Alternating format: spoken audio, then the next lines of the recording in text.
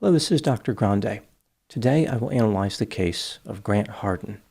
First, I'll look at the background of this case, including the timeline of the crimes, move to the timeline of the escape, then offer my analysis. Grant Matthew Hardin was born on December 6, 1968, and lived in the state of Arkansas.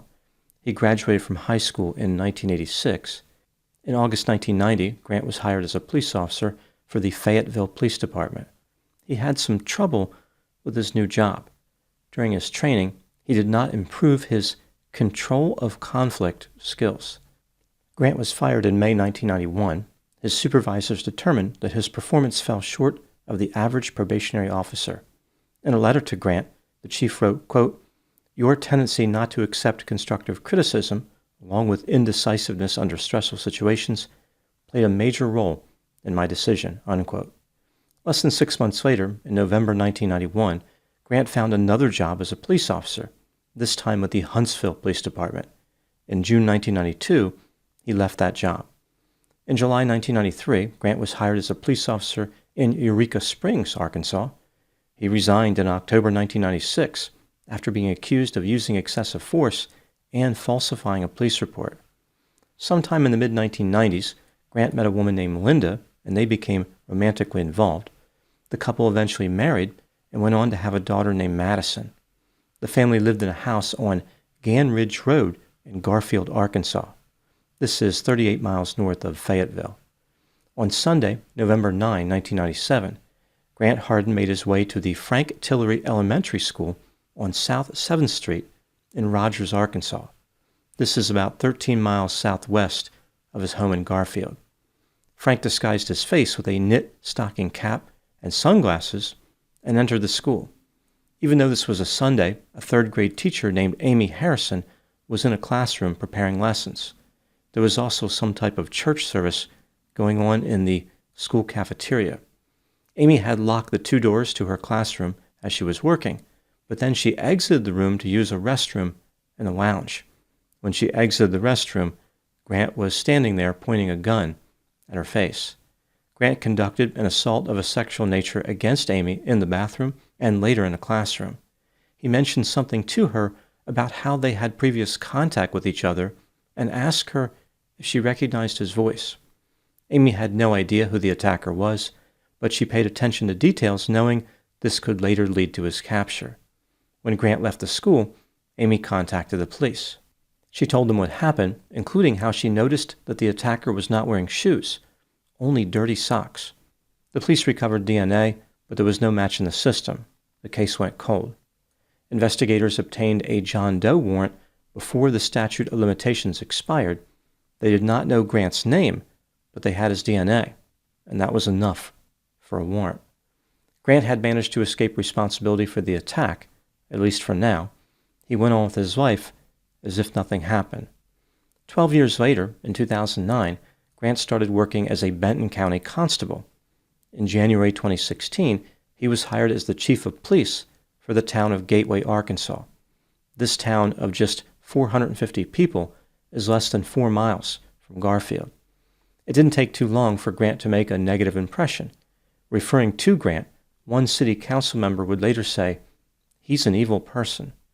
According to various people who knew him, Grant was an arrogant and domineering tough guy who frequently found himself in confrontations.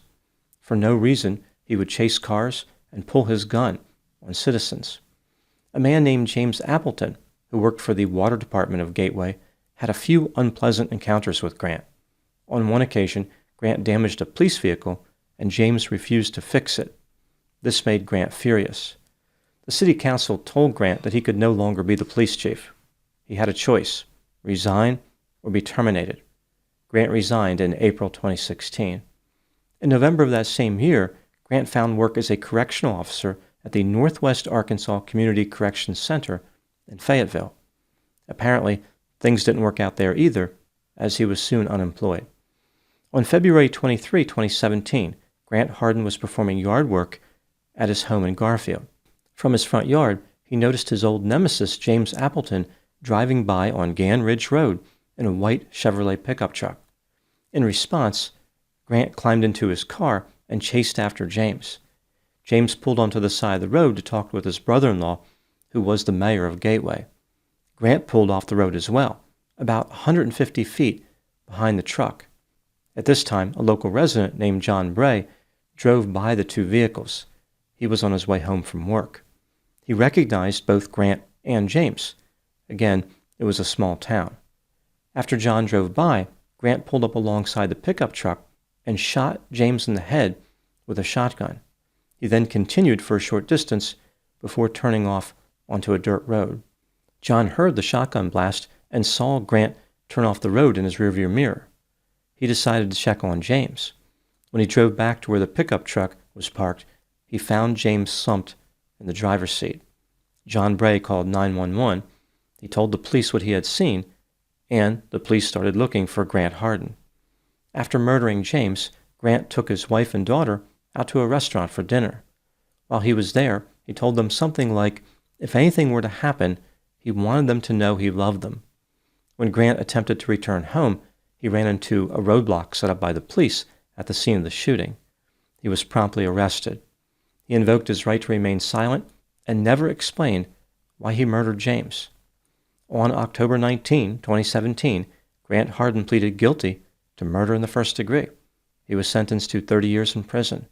A few months later, on February 12, 2018, he was charged in connection with the 2 assaults of a sexual nature he had committed against Amy Harrison. Again, she was the school teacher Grant attacked back in 1997 in Rogers, Arkansas. The police tied him to the crime because a DNA sample was collected after he was arrested for murder. On February 13, 2019, Grant Hardin pleaded guilty and was sentenced to 50 years in prison. This was to be served consecutively with his 30-year sentence for murdering James Appleton. Now moving to the timeline of the escape. Grant was sent to a medium-security prison referred to as the North Central Unit. It is also known as Calico Rock Prison. He was housed in a maximum security wing of the prison. However, he had a job in the kitchen, which was medium security. It's not clear why this was permitted. Grant did not have any significant disciplinary issues. Perhaps that played a part in the decision. On May 25, 2025, at 2:55 p.m., Grant Hardin approached a prison gate wearing what appeared to be a makeshift correctional officer uniform. He was pushing a cart with wood on it. Grant signaled to the officer in charge of the gate as if to indicate he wanted the gate opened. The officer opened the gate for him, believing that Grant was a fellow officer. At this point, Grant simply walked out of the prison and disappeared. 20 minutes passed before anyone realized he was missing. A massive search effort was initiated, and Grant was charged with second-degree escape. At the time I'm making this video, Grant is still on the run. Now moving to my analysis. The Department of Corrections indicated the uniform Grant was wearing did not come from the prison. All their equipment was accounted for. He must have brought it into the prison, or Grant made it himself. Investigators are trying to figure out if Grant had any assistance with his escape. Grant is considered to be extremely dangerous. He is familiar with the terrain in the area, including a network of caves in the Ozark Mountains. Some people believe that he has the survival skills to last for quite a while. Residents in the area have been living in fear since the escape. Moving to my next question, what do I think happened in this case? This is just a theory, my opinion.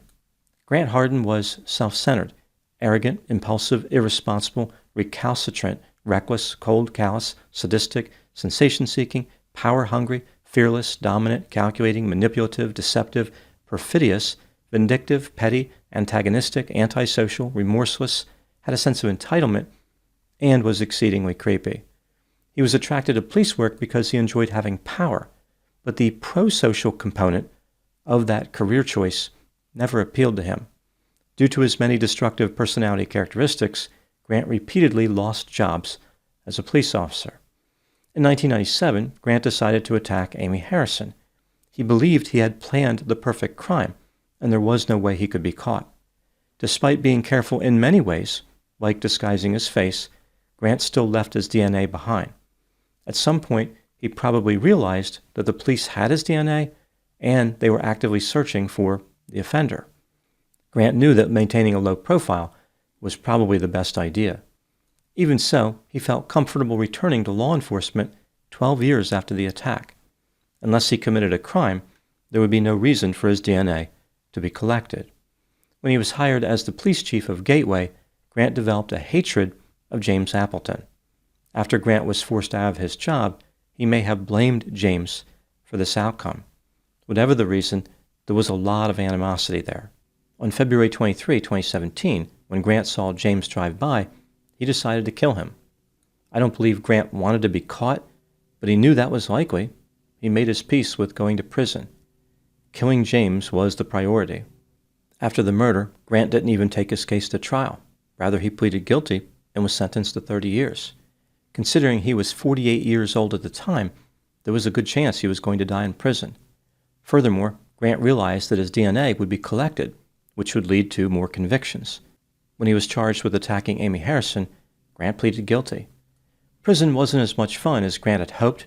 He regretted his decision to plead guilty and started thinking about escaping. He had always been calculating and paid attention to details. Grant figured out that if he could get his hands on something that would pass for a correctional officer uniform, he could probably walk right out of prison. He somehow obtained or made a uniform that was close enough to deceive the officer monitoring the gate. To sell this illusion, he pushed a cart containing pieces of wood.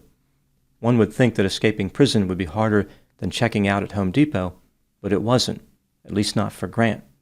It's not clear if Grant had any outside assistance. If he did, he could be thousands of miles away by now.